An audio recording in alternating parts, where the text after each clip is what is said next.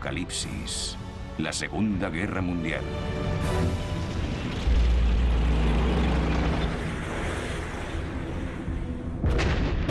Agresión.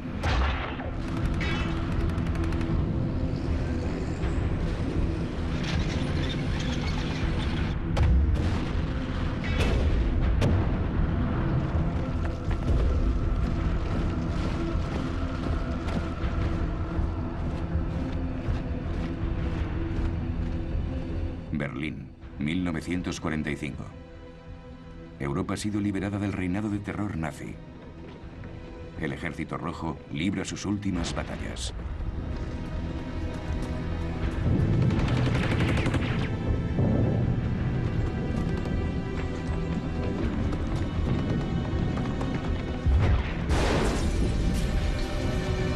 El capitán Josef Prautov, oficial ruso. El odio era muy profundo. Queríamos acabar con la guerra, aniquilar a esa fuerza que quería matarnos, terminar con ella de una vez por todas.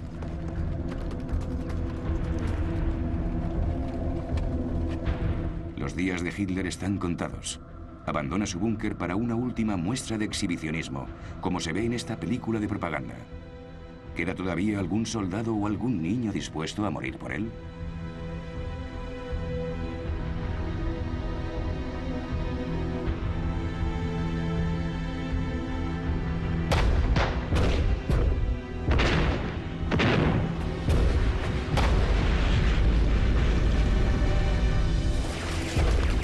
La guerra dejó unos 50 millones de muertos.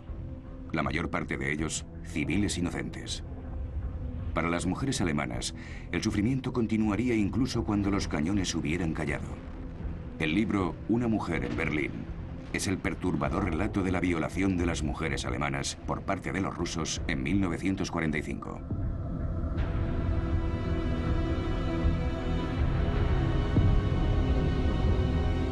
Me cogieron y me tiraron al suelo. Estaba tumbada con la cabeza en los escalones. Vi como uno de los soldados montaba guardia, mientras el otro me arrancaba la ropa interior y se metía brutalmente dentro de mí.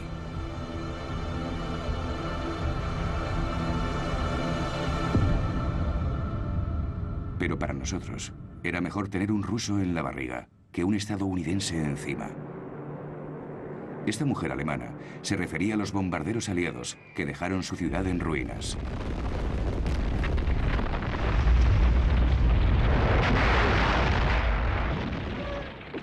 La Kurfürstendamm, la avenida más elegante de Berlín. 13 años antes, la pasarela de exhibición de Alemania, un país asolado por la crisis. Un monumento conmemorativo para los millones de víctimas de la Primera Guerra Mundial.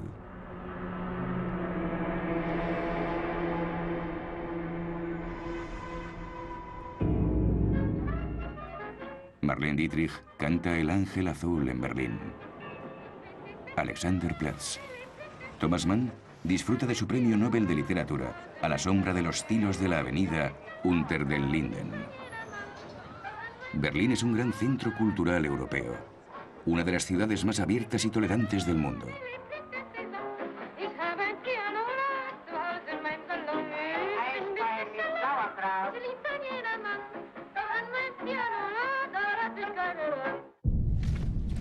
Pero en 1933, todo eso cambia. Mediante la intimidación, la demagogia y el aprovechamiento de la amargura de los excombatientes alemanes, Hitler y sus milicias armadas, como las SA con su himno, el Lied de Horst Wessel, toman el control de Alemania.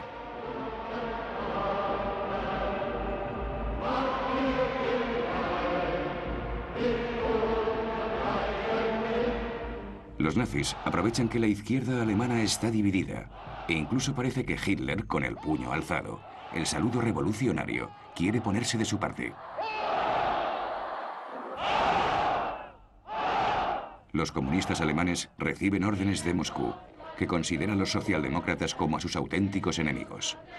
No hay alianza posible entre ellos. Así que, por última vez, los comunistas alemanes cantan la Internacional.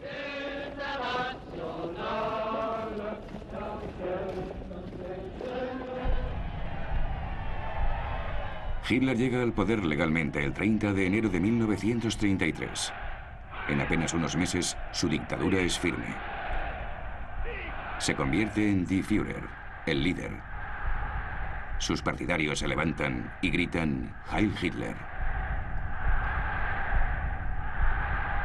Sin embargo, no todos los alemanes están totalmente convencidos. Así que una y otra vez, Hitler repite insistentemente sus simples eslóganes nacionalistas.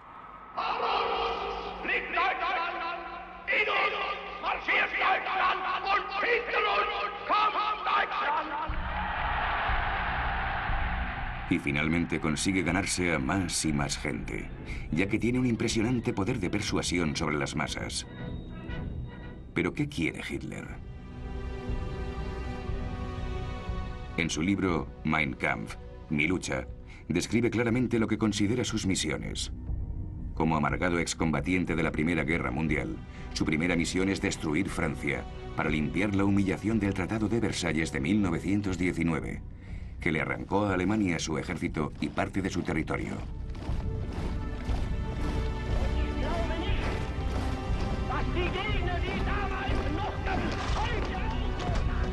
Después quiere conquistar lo que él llama Lebensraum, o espacio vital.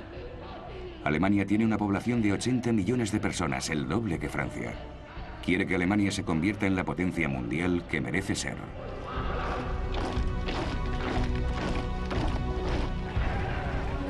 Antisemita patológico, Hitler también se embarca en la misión de reafirmar la superioridad de la raza aria germánica, amenazada por los judíos.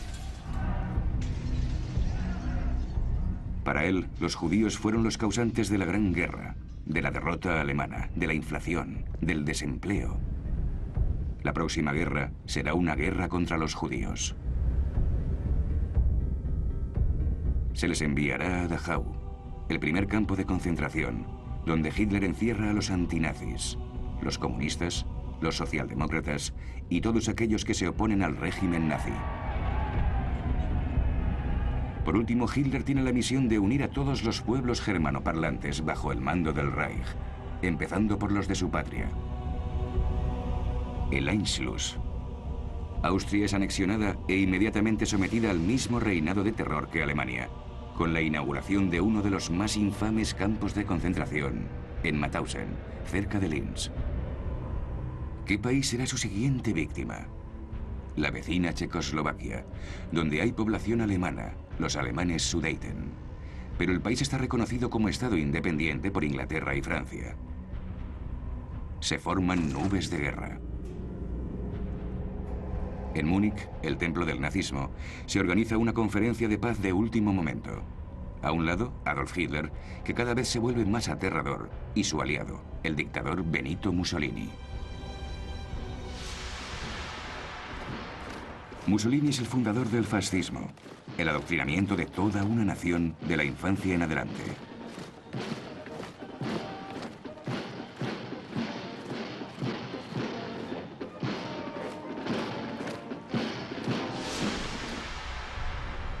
Al otro lado, las democracias occidentales, victoriosas pero exhaustas tras la Gran Guerra. Neville Chamberlain, el conservador primer ministro británico, y el premier radical socialista francés, Édouard Daladier, quieren salvar la paz.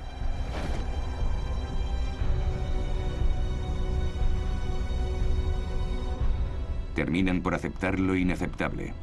Entregan la provincia checa de Sudetenland a Hitler a cambio de su solemne promesa de no reclamar ningún otro territorio europeo.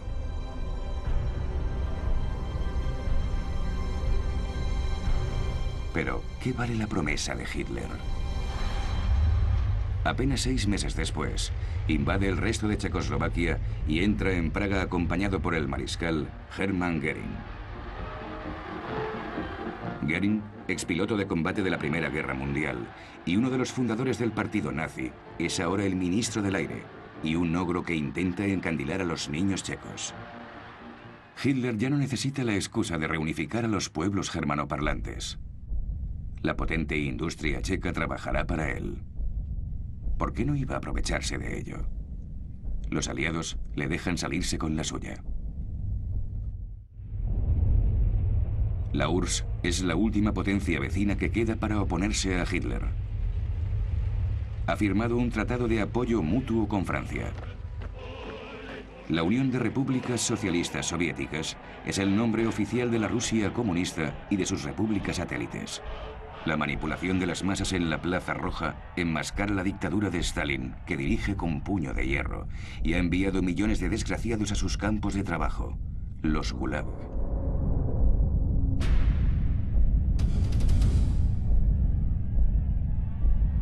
La industrialización y la militarización forzosa han convertido a la URSS en una gran potencia.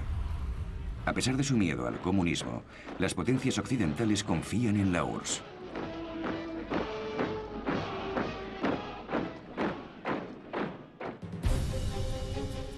Hitler se les adelantará a todos. En el verano de 1939, en su casa de Berchtesgaden, con su ministro de Asuntos Exteriores, Joachim von Ribbentrop, prepara una maniobra de bloqueo.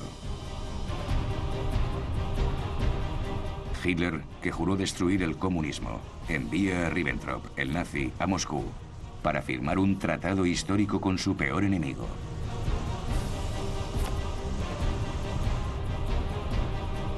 Cuando el ministro de Asuntos Exteriores de Stalin, Molotov, firma el pacto germano-soviético, los comunistas quedan totalmente desconcertados, como estos miembros del partido francés. Es agosto de 1939, y la gente disfruta en Francia de sus primeras vacaciones pagadas, una de las mayores victorias del Frente Popular Socialista. ¿Qué motivos esconde el pacto de no agresión?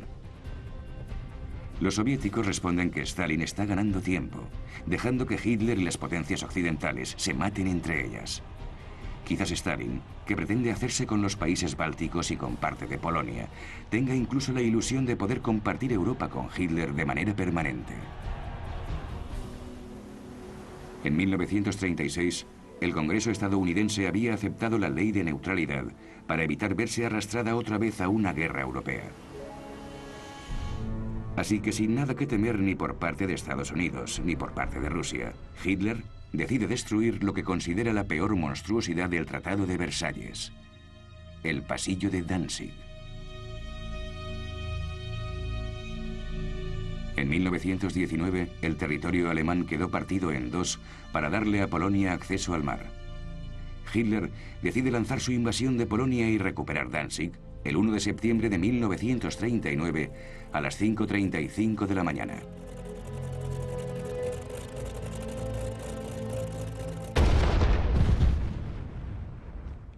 El primer cañón de la Segunda Guerra Mundial se dispara en Danzig.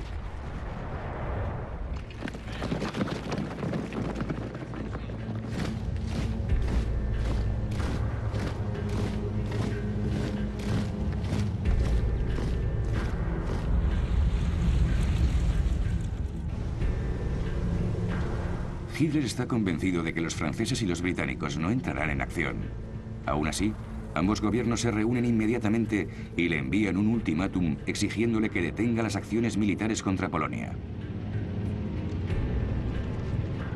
Hitler declara: nuestros enemigos son gusanos. Y añade: ¿quién quiere meterse en una guerra mundial por Danzig? 3 de septiembre de 1939.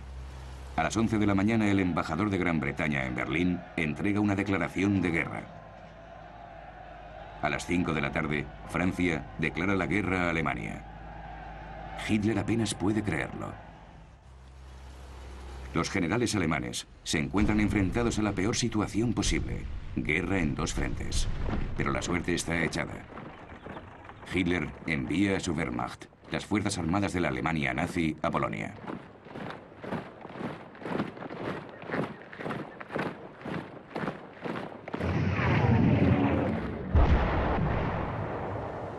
La caballería polaca entra en la batalla como en épocas pasadas. Ataca a los tanques alemanes y es aniquilada.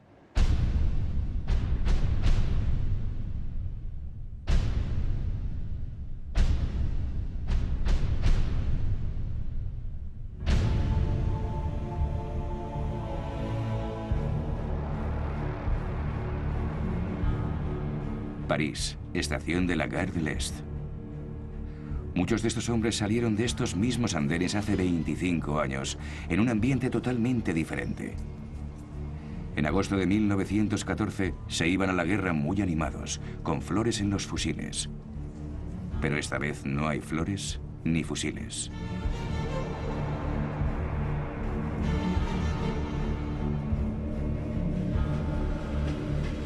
Nadie quiere luchar en esta guerra. Se movilizan 4 millones de hombres.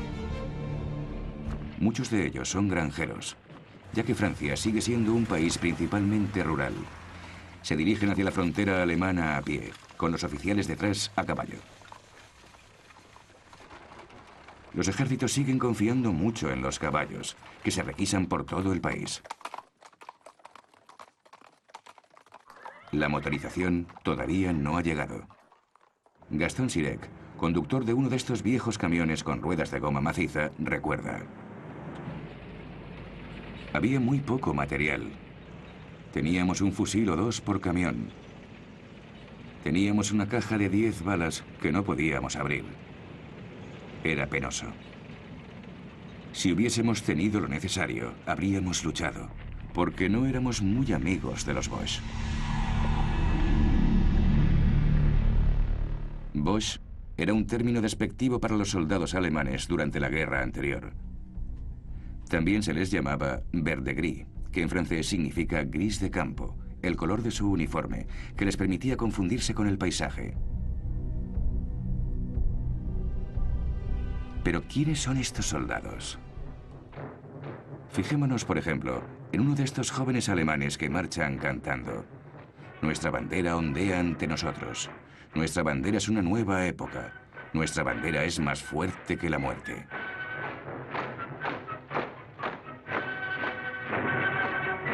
Se llama August von Kachneck.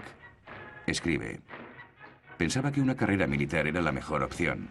Mis padres también lo pensaban. Mi padre me decía que al menos así podría seguir abriendo la boca y decir lo que pensaba sin tener que hacer el saludo nazi. En septiembre de 1939, August von Kachneck se entrena para ser comandante de tanques.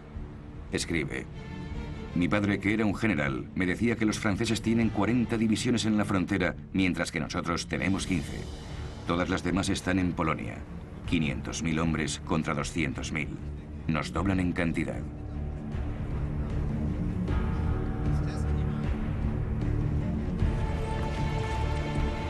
Las fuerzas francesas atacan el 7 de septiembre de 1939, 4 días después de declarar la guerra. Esta ofensiva, lanzada para mostrarle a la opinión pública que no se ha abandonado a Polonia, avanza 8 kilómetros en la región de Saar.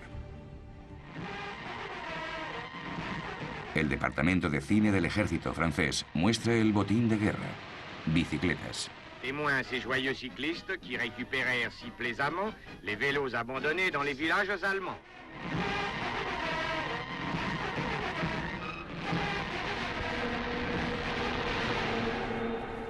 La ofensiva del Saar se detiene allí y degenera en una serie de escaramuzas, ataques de comandantes de élite dirigidos por el héroe Joseph Darnaud, que recibe el apodo de primer soldado de Francia.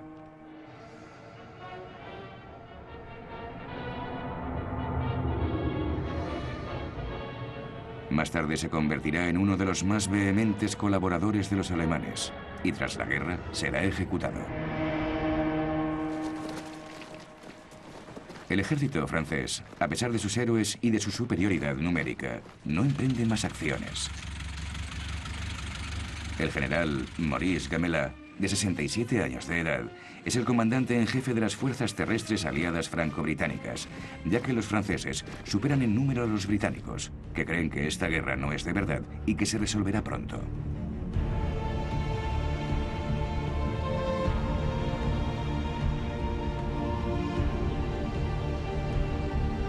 El propio Gamelin no tiene ningún deseo de volver a librar la guerra de 1914. Quiere evitar otro baño de sangre a cualquier precio. Cree que necesita 2 años a salvo, tras la línea Maginot, para poder rearmar el país. La línea Maginot es obra de un ministro de la guerra anterior, André Maginot. Este complejo de fortificaciones debía detener al ejército alemán de una vez por todas. Se tardó prácticamente 10 años en construirla y se tragó 1,5 millones de metros cúbicos de cemento y 150.000 toneladas de acero.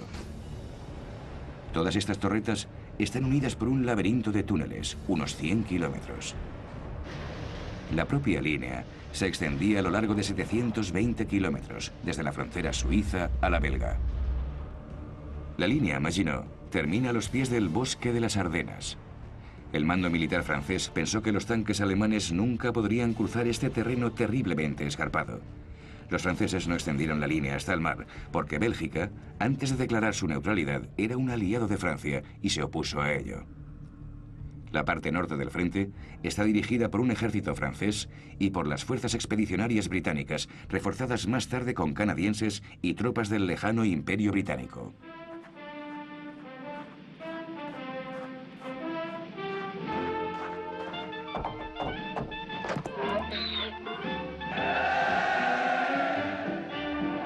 En Gran Bretaña, una de las canciones populares de la época es Lavando en la línea Siegfried.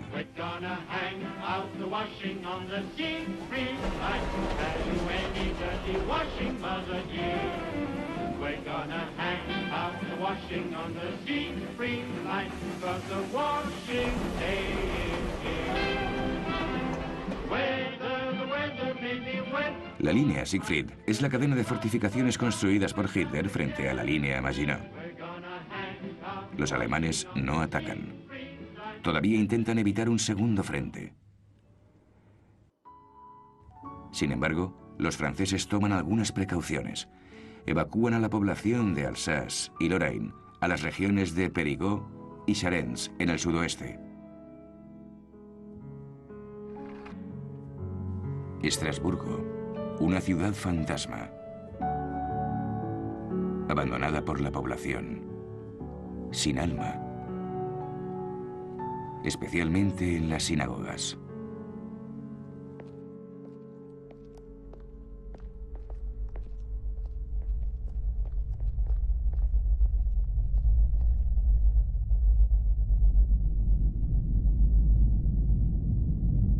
El 20 de septiembre, Hitler ordena el bombardeo de Varsovia. La ciudad está rodeada, pero sigue resistiendo.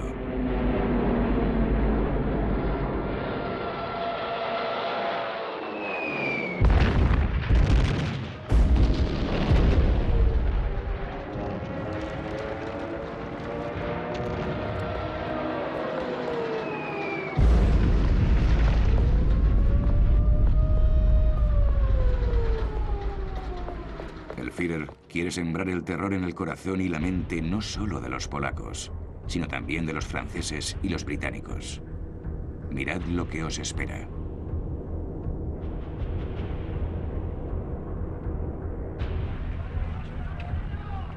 El mundo está horrorizado. En Nueva York, la noticia del bombardeo de Varsovia ocupa los letreros luminosos de Times Square y la portada de todos los periódicos.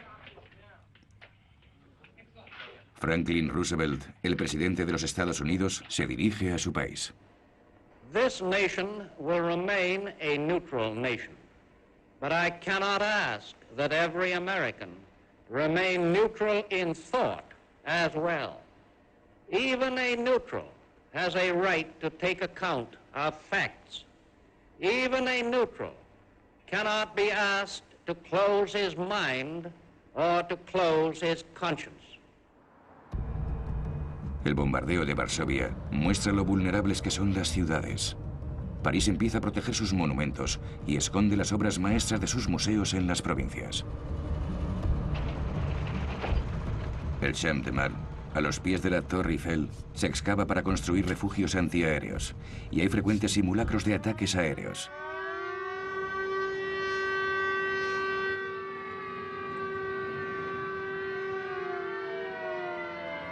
Las máscaras antigas son obligatorias.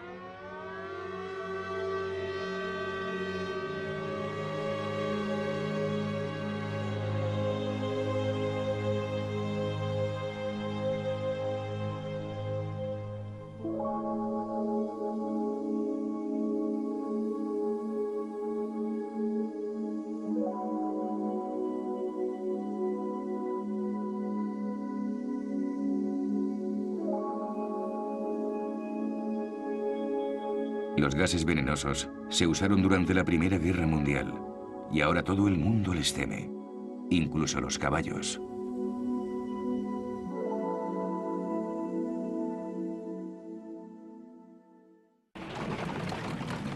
Mientras tanto, Polonia sigue siendo masacrada despiadadamente.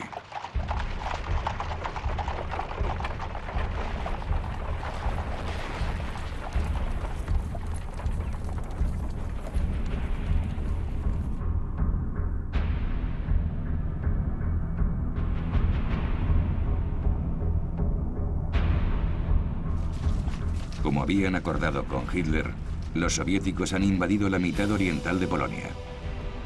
Aquí, los soldados alemanes y soviéticos confraternizan en una imagen como mínimo incongruente.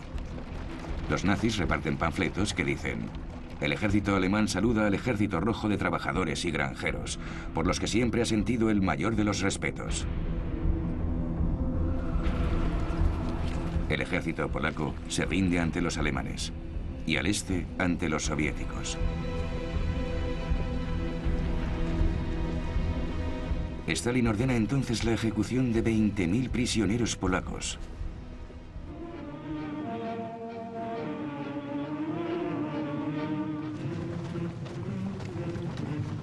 Quiere eliminar a la élite del país que pretende anexionar.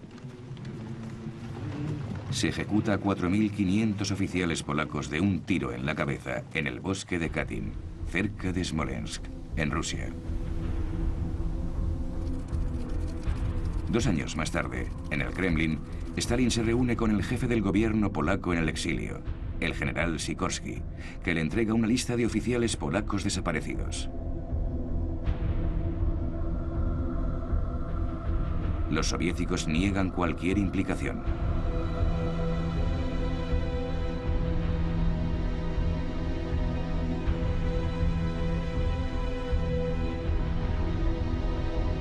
En 1992, el presidente de la Rusia postsoviética, Boris Yeltsin, le entregaría al presidente polaco, Lech Walesa, la orden de ejecución original firmada por el propio Stalin.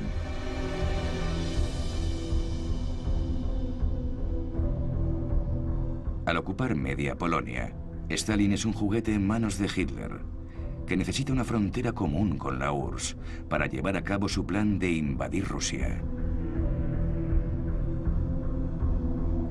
Hitler y Himmler, el jefe de las SS, se ocuparán ahora de Polonia nombrando al nazi Hans Frank gobernador general de las provincias polacas ocupadas. Este proclama: tengo poder sobre la vida y la muerte de los polacos.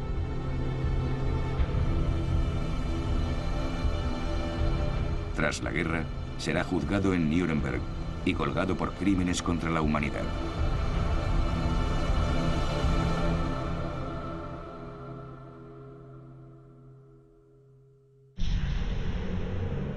Un alemán filma a estos gitanos, prisioneros en un corral.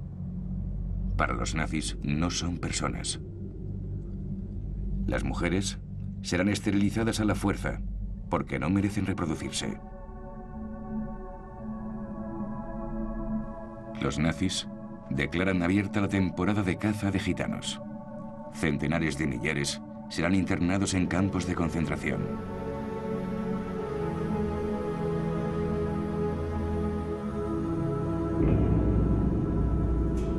Empieza el sufrimiento de los judíos. Los nazis tienen ahora 3 millones de judíos polacos a su merced.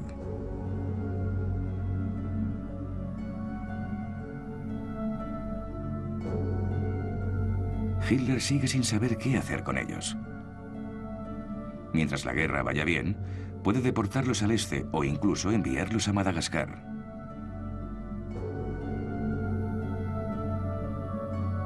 Solo cuando el resultado de la guerra empieza a ser menos claro, Hitler y sus cómplices se lanzan a un frenesí de odio y muerte. La solución final.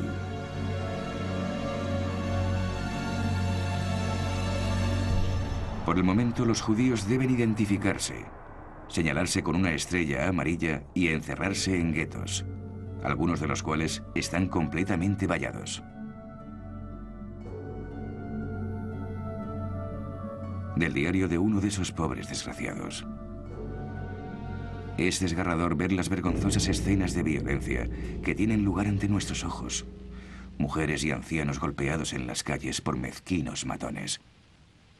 Los ojos se me llenan de lágrimas. Toda nuestra impotencia, todo nuestro aislamiento es evidente, ya que nadie en absoluto nos defiende. Somos muy débiles.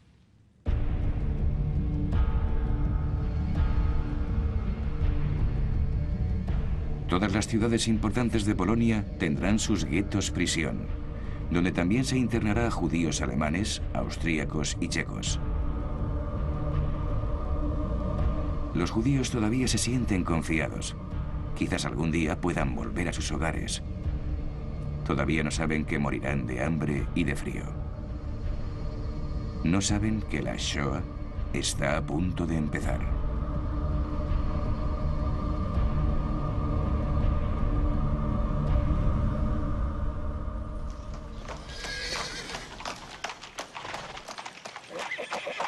Varsovia está en ruinas.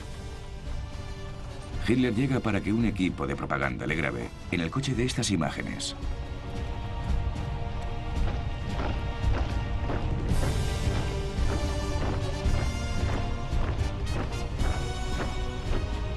Estos victoriosos soldados alemanes desfilan con la marcha de los granaderos, pero no fueron demasiado eficientes durante la campaña polaca. La deficiente preparación, la falta de espíritu de lucha e incluso los casos de indisciplina son las cosas que el comandante en jefe, el general von Brauchitsch, se atreve a explicarle al Führer.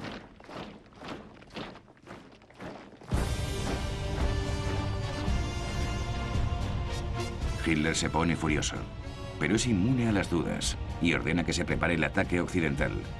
Un ataque sobre Holanda, Bélgica y Francia. Algunos de sus generales creen que es una locura. Empiezan a planear el derrocamiento del Führer. Es un momento crucial. Está en juego el curso de la historia. 8 de noviembre de 1939. Hitler escapa por poco a un intento de asesinato. Parece que disfrute de algún tipo de protección divina. Cuando asiste al funeral por las víctimas, ya no es el mismo hombre. Su poder sobre el ejército y el pueblo alemanes ha aumentado incluso más. Les dice a sus generales: mi decisión es irrevocable. Atacaré Francia cuando llegue el momento. Triunfaré o moriré en el intento. Aún así, Hitler no tiene muy claro el ataque occidental, puesto que también dice: la guerra es como abrir la puerta de una habitación oscura. Nunca sabes qué ocurrirá.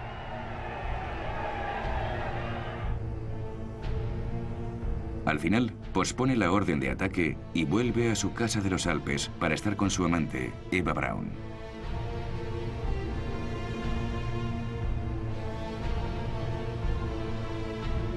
Fue ella quien filmó estas imágenes del séquito de Hitler. El arquitecto del Reich, Albert Speer, que da largos paseos con Hitler. Speer recuerda: Hitler quería rebautizar Berlín como Germania. Ya teníamos una maqueta de la futura plaza Adolf Hitler, con una cúpula inspirada por la de San Pedro en Roma, pero 17 veces más grande. Yo le dije: mi Führer, ¿no sería un buen objetivo para los bombarderos? Contestó: en absoluto.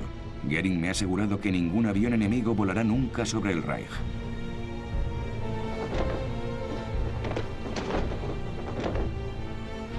Desde las barracas, el futuro oficial alemán, August von Kachneck, escribe a su madre: todos estamos impacientes por luchar. Estamos listos para la batalla. Su madre le contesta: esta guerra es un crimen y tendremos que pagar por él.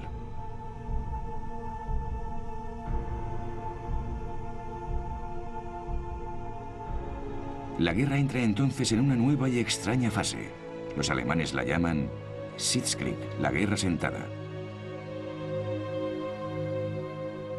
Los británicos la llaman Phony War, la guerra falsa.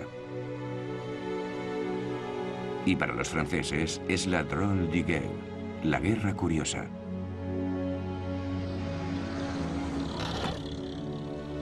Un largo y extraño periodo de espera, especialmente duro para las mujeres.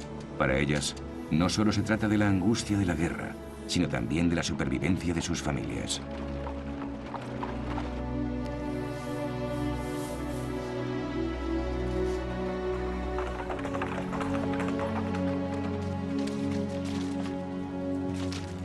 Como en la última guerra, los soldados se atrincheran e intentan pasar el tiempo lo mejor posible. El soldado francés, Gaston Sirec, escribe a su mujer: «Estamos a 30 grados bajo cero. El pan está congelado. Yo soy uno de los afortunados. Nos han dado un poco de paja y así podemos dormir mejor».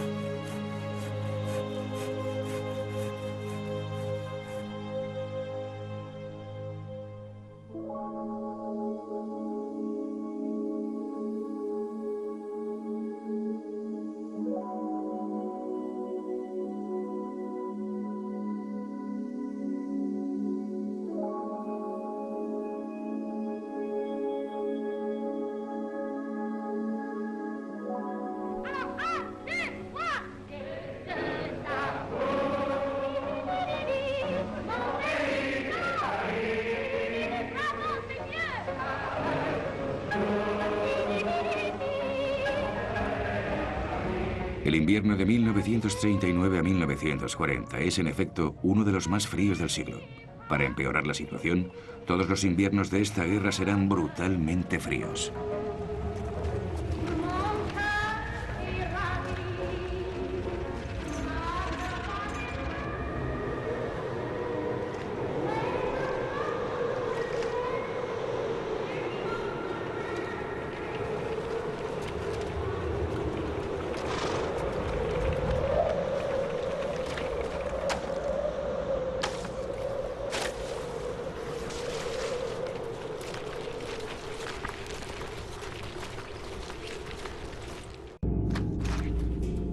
El comandante en jefe, el general Gamelin, espera que los alemanes ataquen por Bélgica y se dirijan hacia París a través de esta llanura abierta, como en 1914. Gamelin planea resistir contra los alemanes en suelo belga. En Francia, el coronel de Gaulle, un oficial de tanques que está empezando a hacerse un nombre, critica esta estrategia. La llama la mentalidad de la línea Maginot, que consiste en esperar a que el otro bando mueva ficha. En su libro Hacia un ejército profesional, defiende el paso a la ofensiva haciendo un uso masivo de los tanques. Francia produce 300 tanques al mes, pero se dispersan en todas las secciones para apoyar a la infantería.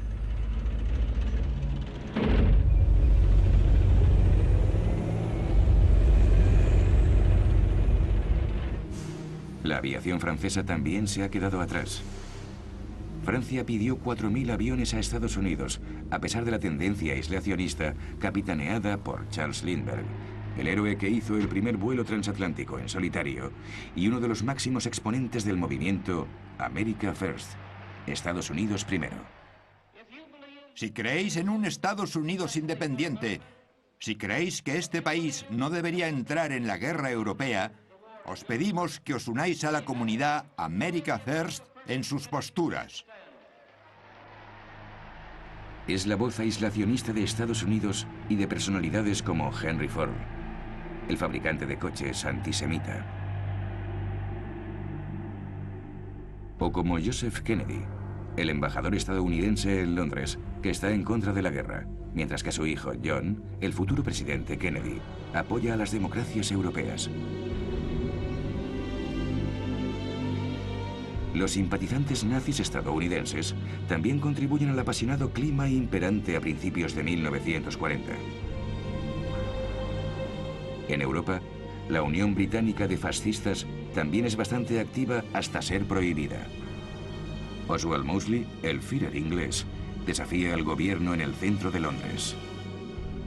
Pasará los siguientes años en la cárcel.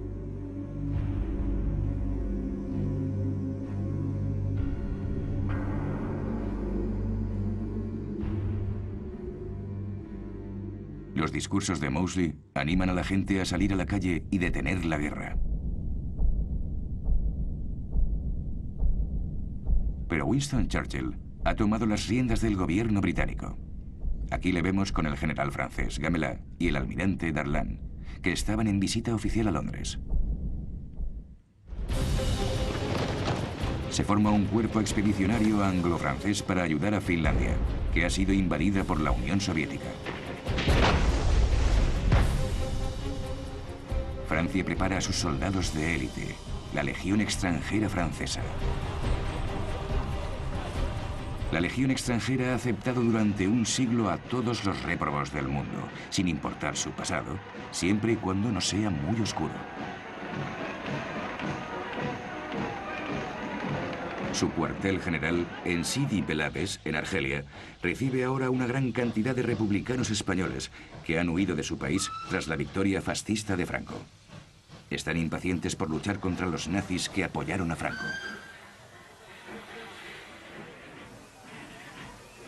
Todos harán el largo viaje hasta Francia.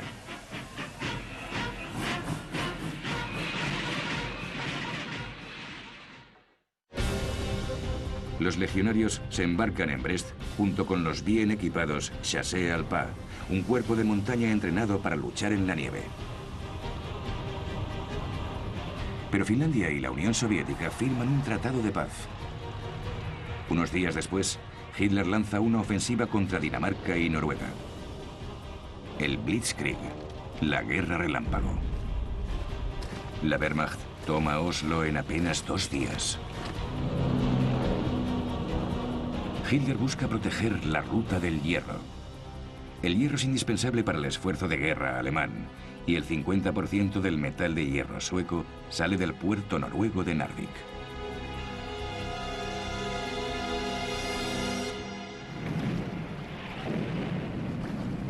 El cuerpo expedicionario anglo-francés toma tierra en el fiordo de Narvik.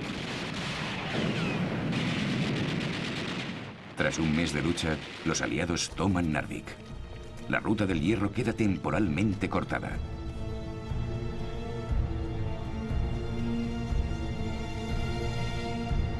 La victoria es buena para la moral francesa y da crédito a su lema: venceremos porque somos los más fuertes. Pero el cuerpo expedicionario deberá abandonar Narvik y durante el resto de la guerra, tren de carga tras tren de carga de hierro sueco alimentarán la maquinaria de guerra alemana. Los franceses vuelven a casa, ya que los alemanes acaban de lanzar su ofensiva occidental. 9 de mayo de 1940. Hitler se marcha de Berlín en su tren privado, cuyo nombre en clave es América, y se dirige al oeste, al nuevo cuartel general cercano a la frontera francesa. Hitler anuncia: caballeros, la ofensiva acaba de empezar.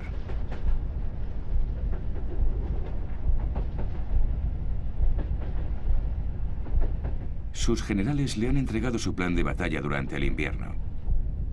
Es similar al de 1914. Atacar a través de Bélgica. Atajar directamente a través del bosque de las Ardenas y después dirigirse hacia arriba, desplazándose hacia el mar. Rodear a los aliados con un movimiento circular, como de una hoz.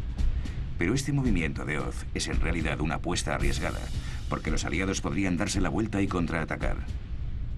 Sin embargo, Hitler se muestra confiado. Señala: lo más importante es tener buen tiempo.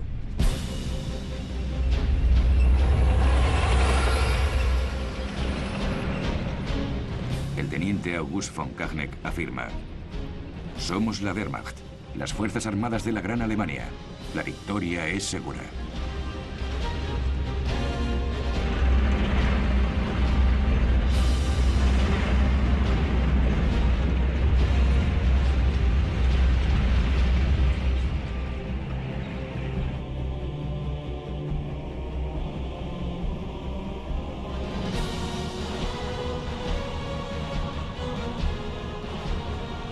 Para los soldados alemanes, su patria corre peligro. Al fin y al cabo, fueron los franceses los que le declararon la guerra a Alemania. 10 de mayo de 1940. Al amanecer, los paracaidistas alemanes saltan sobre Holanda. Su misión es capturar los campos aéreos y los puentes de los alrededores de Rotterdam. Al mismo tiempo, Hitler destaca su maquinaria de guerra en Bélgica.